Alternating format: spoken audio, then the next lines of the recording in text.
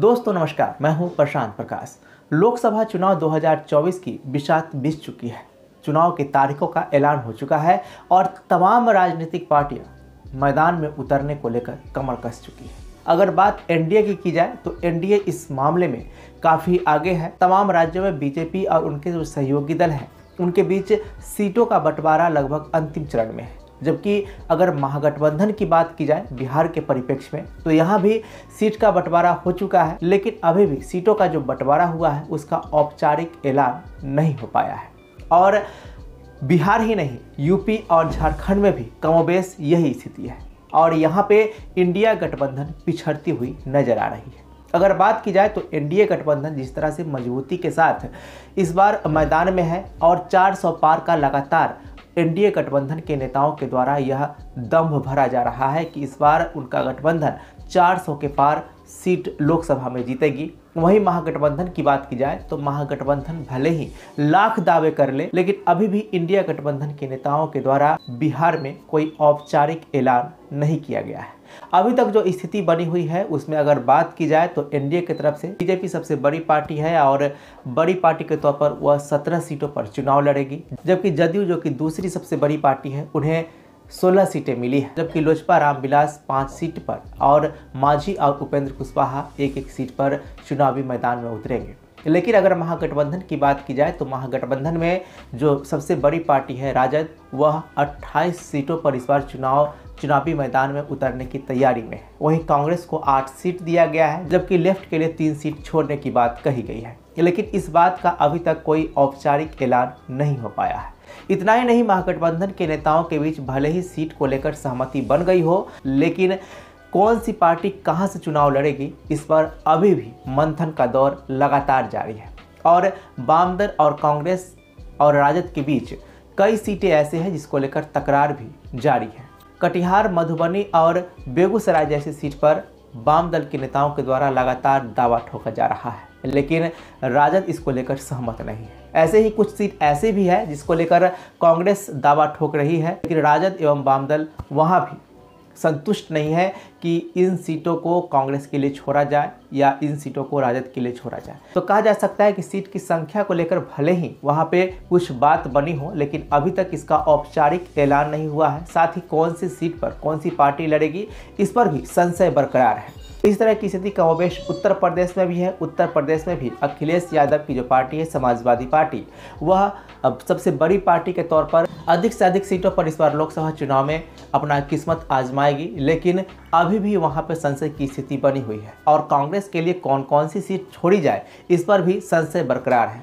साथ ही कई सीटें ऐसी हैं जहां पर वहां भी माथापच्ची चल रहा है, लेकिन अभी तक कोई रिजल्ट सामने नहीं आया है।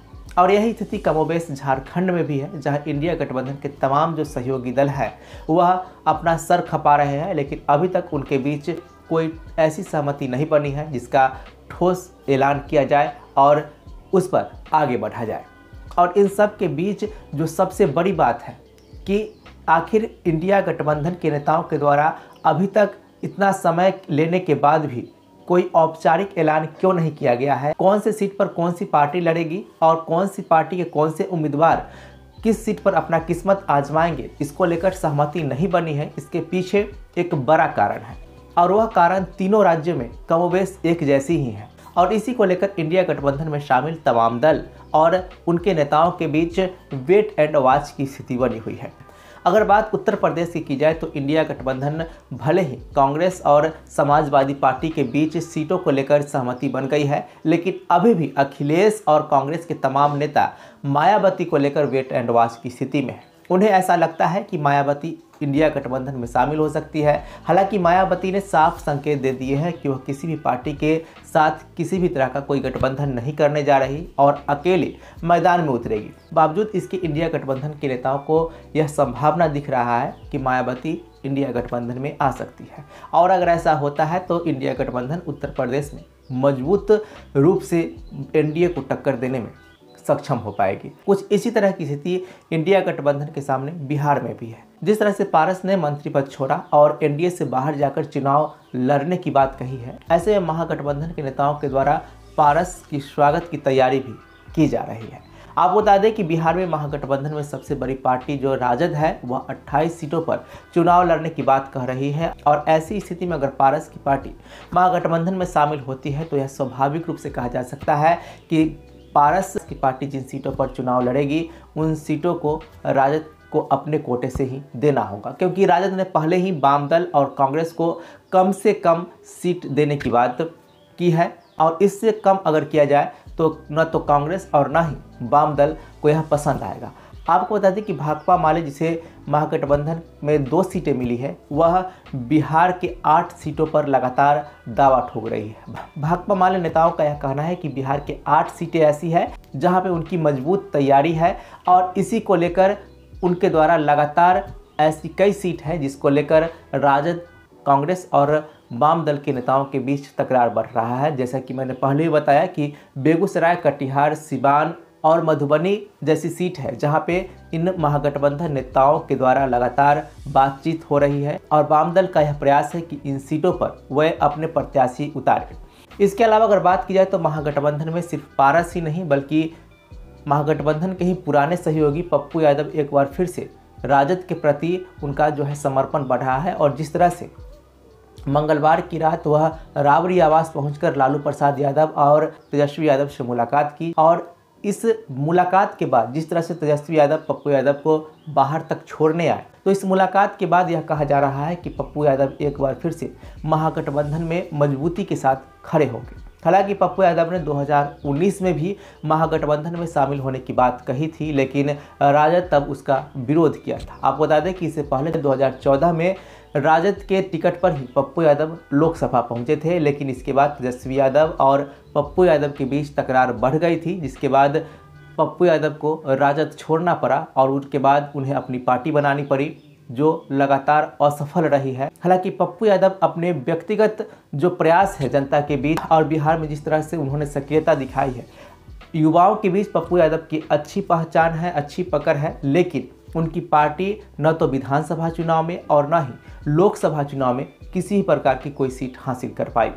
तो इसको लेकर पप्पू यादव भी लगातार महागठबंधन के संपर्क में है और ऐसा कयास लगाया जा रहा है कि वह पूर्णिया सीट से चुनाव लड़ेंगे। इसको लेकर पप्पू यादव ने पहले से ही तैयारी शुरू कर दी थी। आपने देखा कि किस तरह से पप्पू यादव पूर्णिया में लगातार जनसभाएं कर रहे थे और हाल ही में उनका प्रणाम पूर्णिया महारैली जो है पूर्णिया में संपन्न हुआ था, जिसके बाद कहा जा रहा था कि पप्पू यादव पूर्णिया में मजबूत स्थिति में है और महागठबंधन के उम्मीदवार हो सकते हैं। अगर बात झारखंड की जाए तो झारखंड में भी कमोवेश यही स्थिति है। वहाँ भी इंडिया गठबंधन के नेताओं के बीच अभी तक सहमति नहीं बन पाई है और सहमति नहीं बनने का कारण यह भी है कि झारखंड जैसे राज्य में इंडिया गठबंधन जो है वह कहीं ना कहीं अस्थिर है और इसी को लेकर तमाम जो झारखंड में जिस तरह का अलायंस है वहाँ पे इसके बीच अभी तक सहमति नहीं बन पाई है। आपको बता दें कि इंडिया गठबंधन में जो झारखंड का स्वरूप है उसमें कांग्रेस, राजद, झारखंड मुक्ति मोर्चा और वाम दल शामिल है,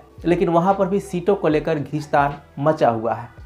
आपको बता दें कि तमाम जो पार्टियां हैं, कांग्रेस हो या फिर झारखंड मुक्ति मोर्चा, वह राजद को 1 सीट देना चाहती है झारखंड में लोकसभा की, लेकिन राजद की ओर से लगातार 3 सीट की मांग की जा रही है और इसी को लेकर झारखंड में भी खींचतान मचा हुआ है। इसके अलावा जिस तरह से हेमंत सोरेन इस वक्त जेल में है, तो कहा जा सकता है कि नेतृत्व की कमी भी झारखंड में स्पष्ट तौर पर देखने को मिल रही है और इसी कारण झारखंड में अभी तक सीटों का बंटवारा नहीं हो पाया है, जबकि इन तमाम राज्यों में एनडीए गठबंधन काफ़ी आगे चल रही है और इन तमाम राज्यों में एनडीए गठबंधन ने न सिर्फ सीटों का बंटवारा कर दिया है बल्कि कई ऐसी सीट है जहां पर एनडीए नेताओं के द्वारा वहां पे अपने प्रत्याशी की घोषणा भी की गई है और अब चुनावी कैंपेन भी शुरू कर दी गई है। तो कहा जा सकता है कि महागठबंधन जहां एक और वेट एंड वॉच की स्थिति में है, वहीं एनडीए इसे काफ़ी आगे निकल चुकी है और अपनी चुनावी तैयारी में जुट गई है। अब आगे क्या कुछ होता है इस पर हमारी नज़र बने रहेगी। आप हमारे चैनल को सब्सक्राइब कर लें और हमारे साथ बने रहें।